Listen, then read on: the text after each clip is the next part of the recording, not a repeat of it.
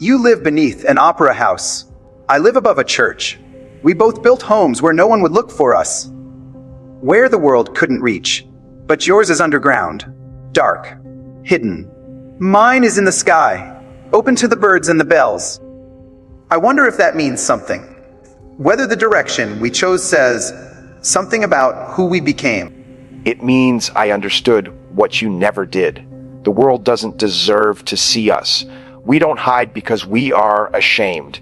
We hide because they are unworthy. You climbed toward heaven hoping God would see you differently than men did. I descended into darkness because I stopped caring what any of them thought. Heaven, hell, Paris, all of it can burn for all I care. I built my kingdom where no one could take it from me. Marie-Louise Marie. But you're alone down there. I was alone too, for a long time. Just me and the bells and the gargoyles I pretended could talk back. It hurts, Eric, being alone. Even when you choose it, even when you tell yourself it's better. Marie-Louise, the silence fills up with all the things you wish someone would say to you. I don't think you stopped caring. I think you cared so much that the caring turned into something else. Don't presume to know me, bell ringer. You were born twisted. Your face was wrong from the first breath. You never knew what it was to be looked at with anything but horror. I was not born this way. I was made. The acid. The cage they kept me in. The circus that sold tickets to see the devil's child. I remember being touched without flinching. I remember a time before the mask. You have no such memory. You cannot understand what it is to lose what you never had. Marie-Louise Marie, you're right. I don't remember being normal. I don't remember a time before the stairs and the screaming and the children throwing stones. But I remember kindness too. Frollo was cruel, yes. He told me I was a monster. Told me the world would never accept me. But the archdeacon was gentle. And Esmeralda. She touched my face like it was just a face. Not a punishment. Not a curse. Just skin and bone arranged differently than hers. That memory lives in me too, alongside the pain. Both are real. Esmeralda, the gypsy who showed you kindness and then chose another man. I know this story. Christine showed me the same kindness, listened to my music, called me her angel of music.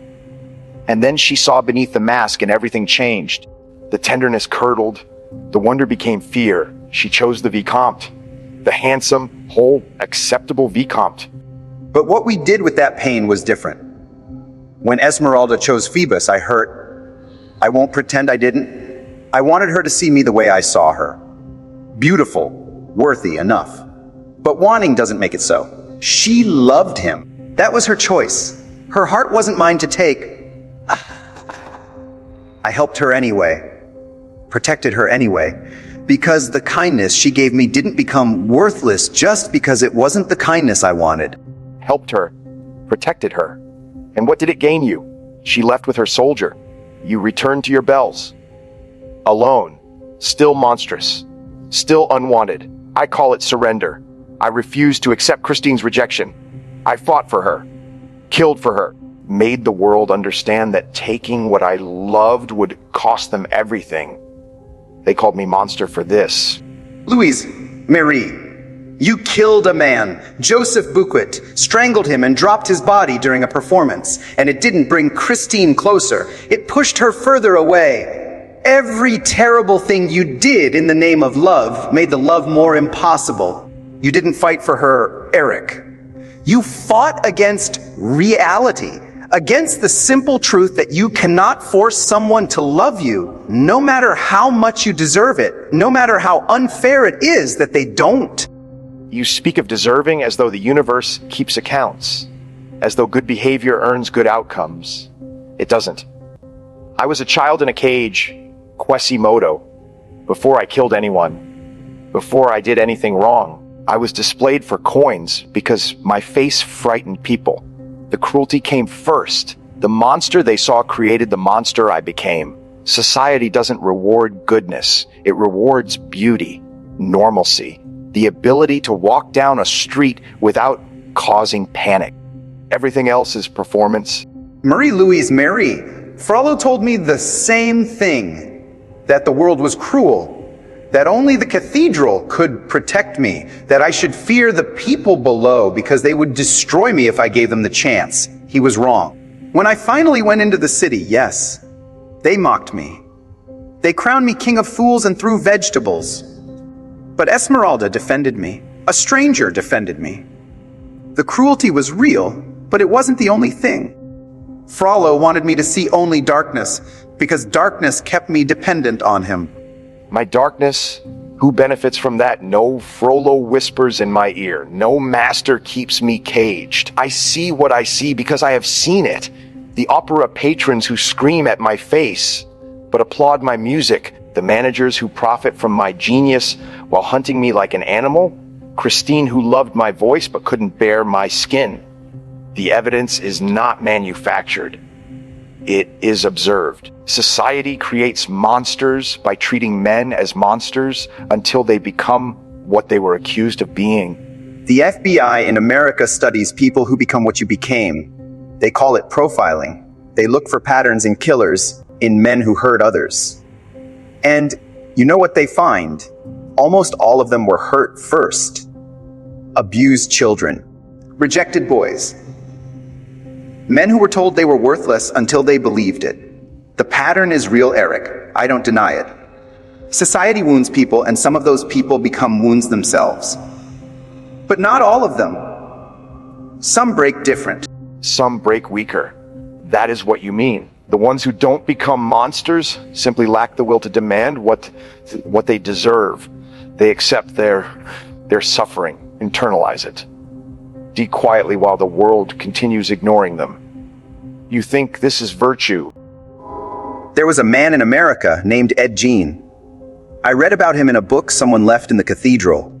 His mother told him all women were evil, isolated him, twisted him. When she died, he dug up bodies, made things from their skin, killed women who reminded him of her. Society made him. The isolation made him. But there were other boys with cruel mothers who didn't become what he became. The wound was real. What he built from the wound was his choice. Choice, the comfortable word of those who have never been cornered. When every path is pain, selecting one path over another is not freedom. It is simply different suffering. I chose murder because murder was the only language Paris understood. I chose terror because terror was the only way to be heard. Then why are you still suffering? You survived. You have your kingdom beneath the opera, your music, your genius. But you're not at peace, Eric. I can see it. I can hear it in how you talk. The bitterness hasn't protected you. It's just become another cage. Society created both of us. The same Paris that feared your hunchback feared my face. The same cruelty that taught you to hide taught me to haunt.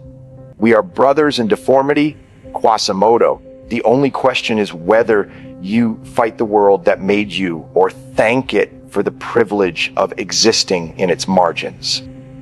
I don't thank it. I thank it. I hate what they did to me. I hate the festival of fools. I hate the stones and the laughter and the way Frollo made me believe I deserved it. But I hate what hating does to me more. When I hold on to the anger, it holds on to me. It becomes the only thing I feel. It pushes out the bells and the birds and the moments when strangers are kind for no reason. You've let the anger become everything, Eric. And now you can't feel anything else. But I will tell you this, Quasimodo, when Christine touched my face and recoiled, something died that will never return. Not because she was cruel, because she was kind, and even kindness has limits when the face is wrong enough. Society did not create a monster when it put me in a cage. Society created a monster when it taught me that even love would eventually see me as they did. That is the lesson I cannot unlearn. That is the darkness that does not lift.